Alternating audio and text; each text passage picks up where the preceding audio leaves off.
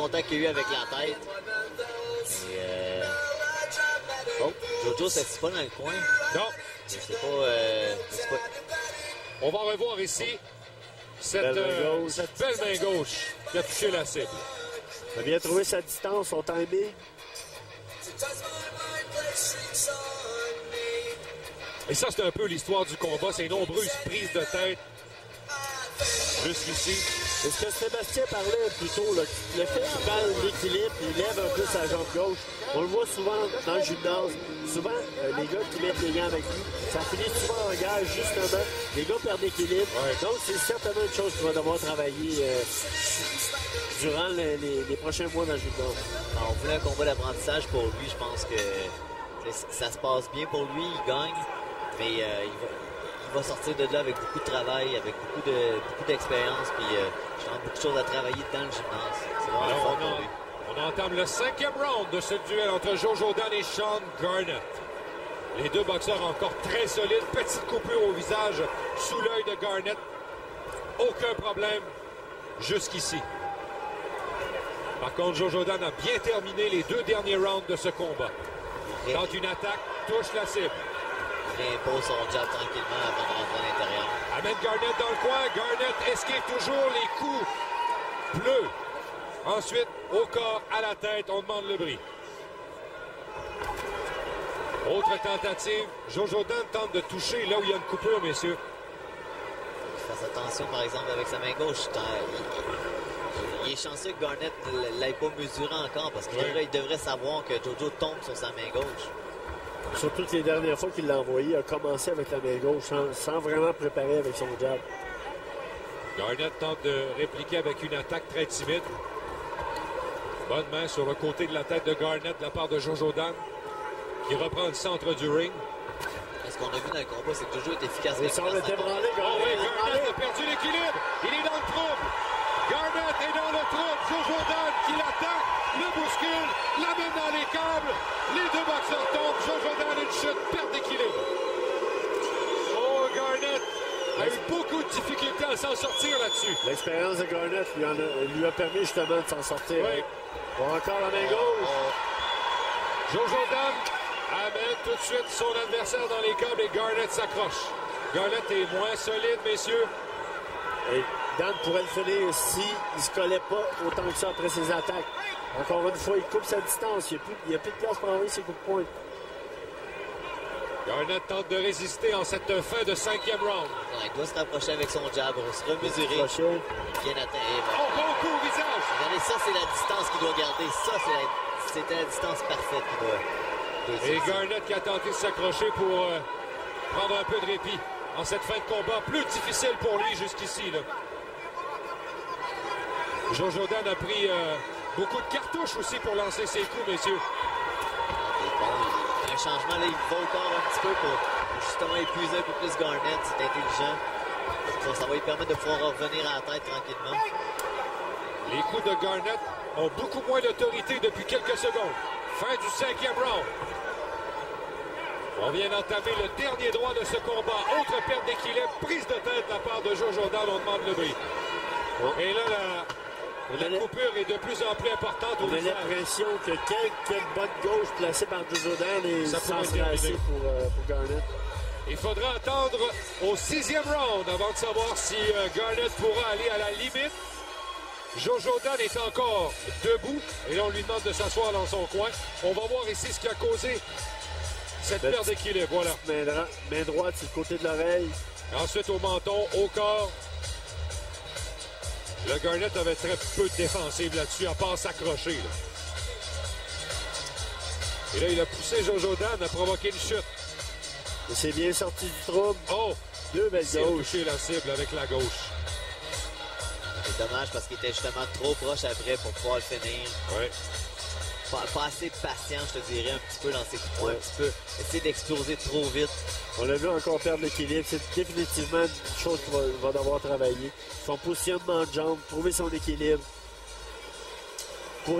Parce que souvent, tu vois, plus tu vas augmenter ton niveau d'adversaire, tu vas ébranler ton adversaire d'un coup de poing, mais tu le finiras pas. Pour le finir, ça va prendre des attaques suivantes. Donc, il faut que tu sois capable de rester en équilibre. On entame le dernier round de ce combat prévu pour 6 entre Sean Garnett et Joe Jordan. On dit souvent, cherchez pas le KO va venir. Non. C'est vraiment ça. Est-ce qu'on va à la limite, messieurs? Est-ce qu'on termine ce combat? Selon moi, on va aller à la limite. Selon moi, on va aller à la limite. Garnett, c'est un gars d'expérience. Parce qu'au pire, il va mettre le genou en terre, il est intelligent. Et il lance plus le coup, là. Non. Depuis la fin du 5e round, on a très peu lancé de coups sur Joe Jordan. Ça fait que le bousculer. Je pense qu'il va être heureux ici. Je pense qu'il va être heureux s'il s'en sort avec une défaite par décision. Garnett recule dans les câbles. Regarde toujours son adversaire en plein dans les yeux. Joe Jordan lui tente d'aller marquer des points. Esquive. Tentative, une feinte de Joe Jordan. Tentative de crochet derrière la tête. Garnett a touché la cible. À chaque fois que Jojo lance sa gauche, Garnett fait simplement se penche vers sa droite, vers sa gauche aussi. C'est aussi facile que ça. Donc Jojo doit feinter avec sa gauche. Il lancerait un petit uppercut de la main droite. Il l'atteindrait à chaque reprise. Il pourrait se placer ensuite sa gauche. C'est des petites choses que... Ben écoute, on va travailler dans le gymnase. Je pense que Pierre va travailler beaucoup avec lui là-dessus. Alors, pas de gauche de la part de Joe Jordan. Garnett revient avec une tentative d'attaque qui avorte. Joe Jordan se replace en plein centre du ring. Joe Jordan a une petite coupure au-dessus de l'œil, messieurs. Ça semble pas très important. Est-ce que c'est la résultante d'un coup ou encore d'un corps à corps qui ont été très nombreux? Tentative d'attaque, touche la cible, la même dans les câbles et Garnett s'accroche. Malheureusement, elle s'est retrouvée encore une fois trop collée. Dernier tiers de ce combat entre Joe Jordan et Sean Garnett. Jusqu'ici, Joe Jordan est en avance largement. Oh, bonne main au visage de Garnett.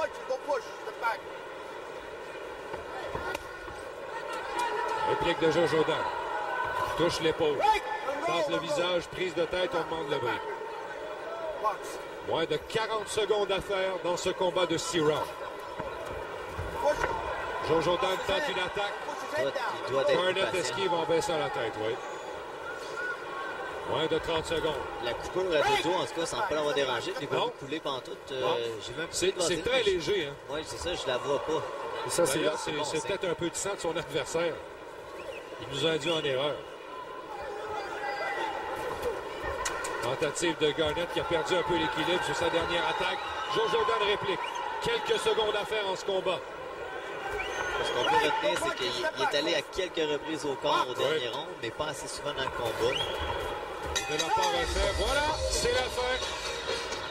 Garnett et Joe Jordan regagnent leur coin. Félicités par leurs entraîneurs et hommes de coin respectifs. On a eu droit de bonnes bagarres, messieurs. Oui, exactement. C'était pas toujours très classique, très conventionnel, mais ça a été une bonne bagarre. C'est ça. Jojo donne tout le temps des bonnes guerres. Un combat assez tactique, étant donné que c'était deux gauchers, étant donné que Garnett est un boxeur efficace défensivement. Joe Jordan, au début, un petit peu bizarre à entrer, a trouvé un peu son rythme au 3e, 4e, 5e et finalement a réussi à bien... On se retrouve au meilleur moment au 4e round, messieurs. Une bonne combinaison au visage. Et là, comme vous le disiez, on a commencé à travailler au corps de la part de Joe Jordan. À partir du 4e round. Ce qu'on voit toujours actuellement. Oui, sa gauche touchait plus, mais il était pas assez patient pour en revenir après. Ça, c'est l'attaque qui a été très dévastatrice pour Garnett. Il semblait dans ses rondeaux aussi s'approcher tranquillement pour pas envoyer sa main gauche de trop loin. Et le round final. On aurait pu voir Joe Jordan peut-être un peu plus actif. De lancer en combinaison, au lieu de chercher dans la shot, le coup de poing trop puissant. Alors, allons retrouver l'annonceur maison au centre du ring pour la décision des juges. Mesdames et messieurs, la décision de Decision. Les juges Sylvain Leblanc remet une carte de pointage de 54 à 60. Claude Paquette, 55 à 59. Et Jack Woodburn, 56 à 58. Le gagnant par décision unanime, the winner by unanimous decision, Joe Jordan. Alors voilà, Sans surprise, victoire de Jojo Dan. Une 14e victoire pour Jojo, donc écoute, il est très bien parti, on est content pour lui. Mais vous